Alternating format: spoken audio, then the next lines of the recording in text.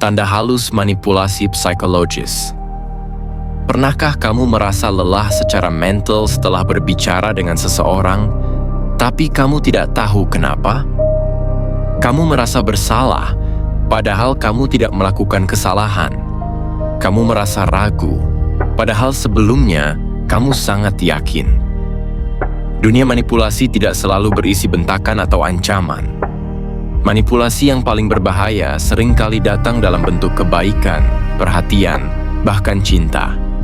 Ia bekerja seperti racun yang tidak berasa. Kamu tidak sadar sedang meminumnya sampai kamu mulai merasa lumpuh secara emosional. Selamat datang di Konten Serasi. Hari ini kita akan membedah 7 tanda halus bahwa seseorang sedang mengendalikan pikiranmu, agar kamu bisa mengambil kembali kendali atas dirimu sendiri. Pertama, gaslighting. Pernah seseorang berkata, itu cuma perasaanmu saja, atau jangan terlalu sensitif. Ini disebut gaslighting. Tujuannya satu, membuatmu meragukan ingatan dan kewarasanmu sendiri. Saat kamu mulai tidak percaya pada dirimu sendiri, di sanalah kamu mulai bergantung pada kebenaran mereka. Kedua, the silent treatment. Ini bukan karena mereka butuh waktu sendiri, tapi mereka mendiamkanmu untuk menghukummu.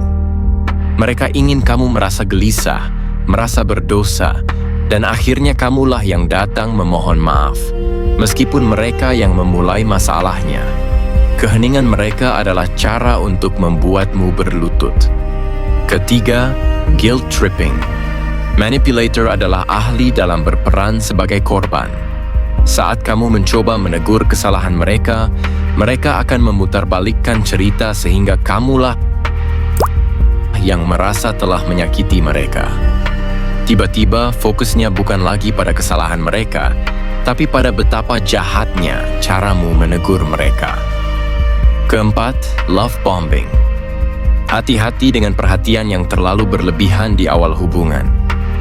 Jika seseorang terlihat terlalu sempurna dan memberimu kasih sayang yang intens secara tidak wajar, itu bisa jadi cara mereka untuk menciptakan ketergantungan.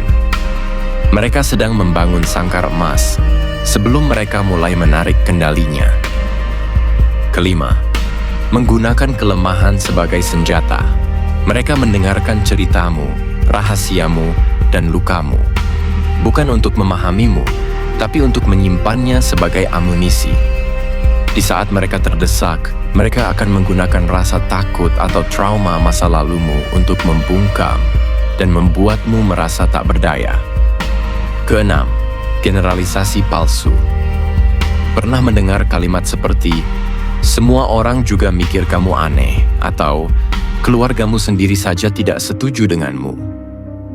Mereka mencatut nama orang lain untuk memperlemah mentalmu. Padahal seringkali itu hanya pendapat pribadi mereka yang dibungkus seolah-olah dunia menentangmu. Ketujuh, pergeseran tanggung jawab. Seorang manipulator jarang memiliki cermin di rumahnya. Bagi mereka, setiap kegagalan mereka adalah karena kesalahanmu, keadaan, atau nasib buruk.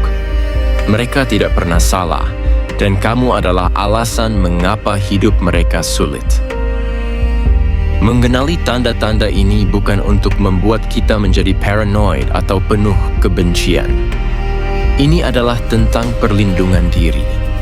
Batasan atau boundaries bukan untuk mengurung orang lain di luar, tapi untuk menjaga agar diri kita tetap utuh di dalam. Kamu tidak bertanggung jawab atas kebahagiaan orang lain jika itu harus dibayar dengan kesehatan mentalmu. Jika kamu menemukan tanda-tanda ini pada orang di sekitarmu, berhentilah menjelaskan dirimu berulang kali. Karena bagi seorang manipulator, penjelasanmu hanyalah peluang baru bagi mereka untuk mendebatmu. Kadang, jawaban terbaik adalah jarak. Terima kasih sudah menyimak di Konten Serasi. Jika video ini membantumu melihat sesuatu dengan lebih jernih, bagikan pemikiranmu di kolom komentar. Mari kita tumbuh menjadi pribadi yang lebih berkesadaran. Sampai jumpa di pemikiran selanjutnya.